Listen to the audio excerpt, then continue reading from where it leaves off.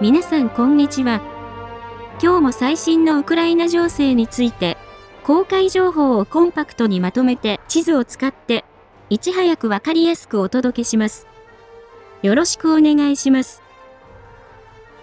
チャンネル登録して通知をオンにすると、動画公開時に連絡が来ます。過去の動画も再生リストから合わせてご覧ください。ウクライナ情勢。ロシアがキーウに侵攻してから1131日になりました。まずは全般的な事柄です。先ほど公表されたウクライナ軍の参謀本部の最新の発表によると、ロシア軍の損失は兵士1510名、戦車14両、装甲戦闘車20両、砲56門、多連装ロケット2両、ドローン111機、その他車両130両となっています。戦線全体では157回の地上戦の報告があり、ロシア軍は作戦のペースを上げたまま維持しています。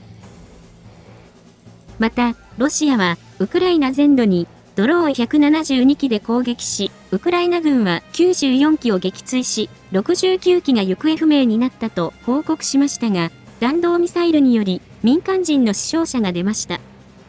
ビルド氏は、ロシアのドローンが戦術変更により、ウクライナの防空網をより多く突破することに成功していて、攻撃前に目標から数キロ離れた高高度に対空させていると指摘しています。戦況図と並んでよく見られているウクライナとロシア情勢のニュースコーナーです。YouTube のチャプター機能で必要なところを見ることもできます。1番目。モスクワでプーチン大統領の乗るリムジンが爆発し炎上しました。イギリスメディアによると、モスクワにある FSB 本部近くに停車していた大統領公用車が突然爆発し、炎が車内全体に広がりました。出火原因はエンジンと考えられるとのことですが、映像を分析した専門家は、猛烈な火の玉により、特に後部座席が大きく損傷していると述べました。車はクレムリンの大統領資産管理局が所有しているもので、爆発で負傷者などはなかったとのことですが、プーチン大統領を狙った可能性もあり、原因などは調査中とのことです。2番目。ブックメーカー賭けサイトのポリマーケットはトランプ大統領の和平努力に対し厳しい評価をしています。最新の数字では4月20日のイースターまでに戦争が終結する確率は 7% に急低下したほか、7月末までに停戦する確率は 30%、今年の年末までに停戦する確率が 56%、ウクライナで今年選挙の確率が 34% に低下しました。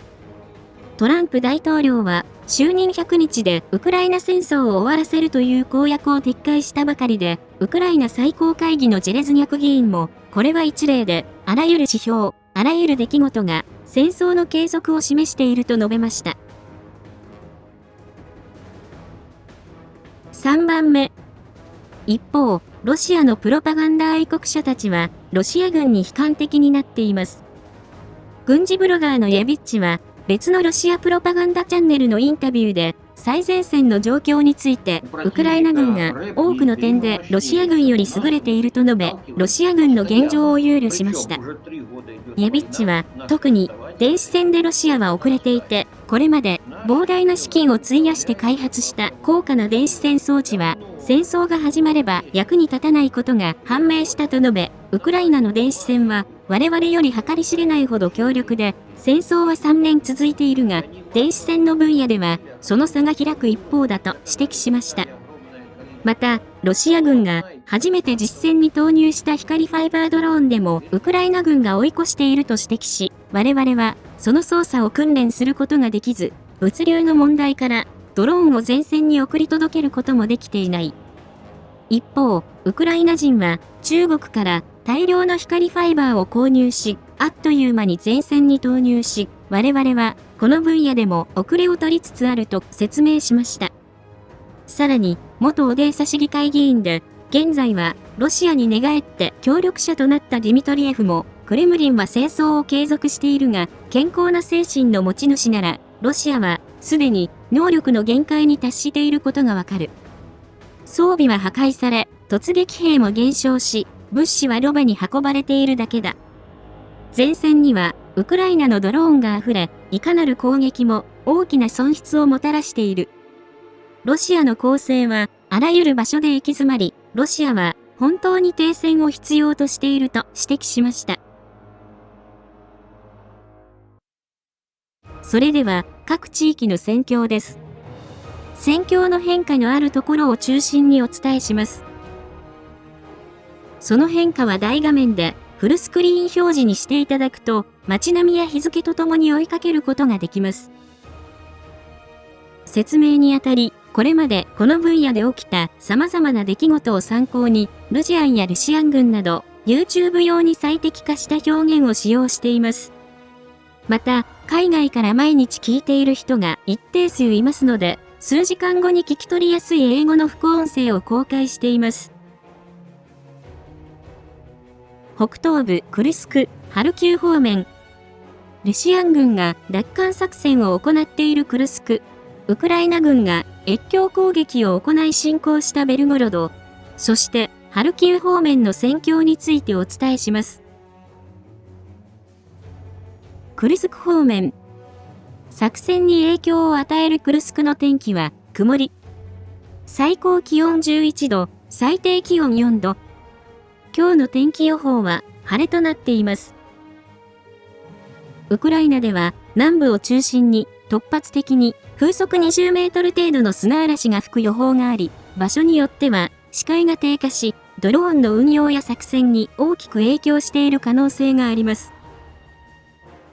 この方面で、ルシアン軍は14回の攻撃、22回の空爆を行い、ウクライナ側のベセリフカという個数5個程度の小さな集落を占領したと主張していますが、今のところ確認できる情報がなく、不明となっています。戦況図では矢印だけ記入しておきました。これを含めて、ルシアン軍の攻撃は成果がなく、戦況図に変更はありませんでした。ベルゴロド方面。この方面では、ウクライナ軍が限定的な攻撃を行い、占領を拡大させているとともに、ルシアン軍を呼び込んで戦力を削っています。大手メディアも、ウクライナ軍がベルゴロドでルシアン軍の第一防衛線を突破して数キロ進行したことを伝え始め、ルシアンの軍事ブロガーは、クルスクから増援部隊を引き抜いてベルゴロドに移動させたと伝えています。この攻撃の意味について、ウクライナの偽情報対策センターのコバレンコ所長は、ルシアン軍のドローンの影響を軽減するための緩衝地帯で、5キロから10キロ程度の幅があれば十分で、今後同様の進行が、ブリャンスク、ロストフなどでも見られる可能性があると指摘しました。さて、戦況図では、昨日ウクライナ軍が占領したとお伝えしたポポフカでは、引き続き、ウクライナ軍の存在が確認でき、位置情報付きの映像によると、地図の場所で、ルシアン軍の砲撃の情報もあることから、ウクライナ軍が占領していることが確認できます。戦況図に変更はありません。ハルキウ方面。この方面で、ルジアンは4回攻撃を行いましたが、今日もウクライナ軍により撃退され、戦況図に影響のある情報はありませんでした。北東部ルハンスク州方面。東部チャシフヤール方面。クピャンスクからチャシフヤール方面の戦況についてお伝えします。この方面でルジアンは、クピャンスク方面で3回、スバトベクレミンナ戦は16回、シベルスク周辺では1回、チャシフヤール方面で4回、トレツクの方向は20回攻撃を行いました。クピャンスク方面。この方面では、ルジアンがウクライナ軍の防衛の弱点を探して攻勢を仕掛けています。そのうち、ステポバノボセリフカの北の郊外では、位置情報付きの映像によると、ルシアン軍が機械化攻撃を行っていて、ウクライナ軍がドローンと砲撃で応戦しています。ご覧いただいているのはウクライナ側のもので、地図の場所の様子となっています。この付近は、昨年の6月から10月頃にウクライナ軍が一部奪還したところですが、この付近にはウクライナ軍の陣地はなく、ドローンによる防衛に切り替えていると考えられます。戦況図では、この付近のウクライナ軍の奪還地を縮小させ、係争地が拡大したとして、また、その北側の一部をロシア軍が占領したとして更新しました。面積は 1.5 平方キロになります。トレツク方面。この方面では、ロシア軍新たな突破口を開こうとしています。1番目。トレツク市街地北西の地図の場所では、位置情報付きの映像によると、ロシア軍が目標地点の後方のウクライナ軍陣地に砲撃を行い、その後、ウクライナ軍の裏をかいて、占領地の南側からバイクによる突撃を行って前進を試みています。ご覧いただいているのは、ウクライナ軍の第100機械化旅団のもので、地図の場所を小さなバイクで疾走するルジアンの様子となっています。ここ数日ルジアンは、この付近の攻撃を強化していて、戦況図では、この付近一帯で係争地が拡大したとして更新しました。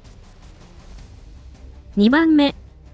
反対に、その南東の住宅地では、位置情報付きの映像によると、補給が切れた頃を見計らって、ウクライナ軍が突入し、ルジアンを掃討しました。こちらは、ウクライナ軍の第101国家警備旅団の第4大隊のもので、地図の場所に装甲車両で乗り付けて、何かを置いてすぐさま撤退する様子の一部となっています。この場所は、1月下旬にルジアンが占領したところですが、その一部を係争地に更新しました。3番目。また、市街地中心部の地図のアパートでは、ウクライナ軍が建物ごとルジアンを排除しているところがあり、この場所が最前線となっていることがわかります。こちらも、先ほどの国家警備旅団のもので、地図のアパートそのものを破壊してルジアンを排除しているところとなっています。こちらでは、建物が壊れるところはお見せできませんので、一定の処理をしていますが、編集前のものはいつもの場所に期間限定で掲載しておきますので、新年度に向けてモヤモヤを吹き飛ばしたい人はご覧ください。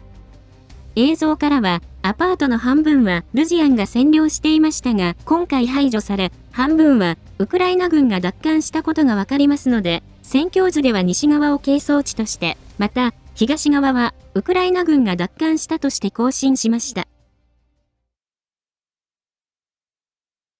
南東部ドネツク州、ポクロフスク、コスティアンティノピル、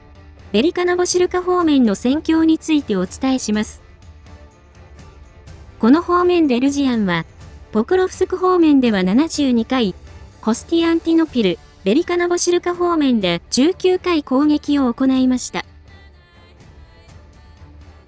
ポクロフスク方面。この方面で、ルジアンは、接触線全体に攻撃を仕掛け、ウクライナ軍は、ルジアンの支配地に切り込んで孤立させようとしていますが、ルジアンも、兵士の数に物を言わせて攻勢を仕掛けています。また、ウクライナ軍は、攻撃の激化とともに、ドローンで補給線を攻撃していて、ルジアンが前線に出てくる前に戦力を削っています。1番目。ポクロフスクの南にあるシェフチェンコでは、ウクライナ軍が集落を回り込んで攻撃を仕掛け、ルジアンの排除を試みました。ご覧いただいているのは、ルシアン軍のもので、地図の場所で破壊されたウクライナ軍の装甲車両を観察しているところとなっています。この攻撃により、ウクライナ軍が集落の外側に展開した可能性があり、戦況図では、ルシアン軍の占領地を2キロほど縮小させ、係争地が拡大したとして更新しました。2番目。西側正面のプレブラ戦火からコトリャリフカの郊外では、位置情報付きの映像によると、ルシアン軍の機械化攻撃で、ウクライナ軍の防衛線を突破して前進しました。ご覧いただいているのは、ウクライナ軍のシャドウグループの撮影したもので、2両のカメノコ戦車が全速力で突破を図っている様子の一部となっています。カメノコ戦車は命中する場所にもよりますが、ドローン数回分の耐久力があり、このような突破が可能となったと考えられます。この攻撃は撃退されましたが、宣教図では、この場所まで3キロほど係争地が拡大したとして更新しました。それ以外は、宣教図に影響のある情報はなく、ルジアンの多数の攻撃は前進にはつながっていません。コスティアンティノピル方面、ベリカノボシルカ方面、これらの方面で宣教図に影響のある情報はありませんが、未確認の情報では、ルシアン軍がコスティアンティノピルの南にあるロズリフに到達した情報があり、こちらは確認が取れれば再度宣教図を更新します。南部ザポリージャ州、南部ヘルソン州、これらの方面でルジアンは10回攻撃を行いましたが、ルシアン軍の前進は確認されませんでした。今日は以上です。情勢分析やニュースの感想、最新情報など、ぜひコメント欄にお寄せください。最後に、このチャンネルにはサブチャンネルがあります。また、関連するツイッター、ノート、テレグラム、ニコニコ動画もあります。ノートでは全文を読むことができ、ニコニコ動画では過去の動画を順次掲載しています。何かあった時は、これらのメディアで視聴者様にお知らせしますので、ぜひ、どれか一つでもチャンネル登録、フォローの方をお願いします。リンクは概要欄にあります。ご視聴いただきありがとうございました。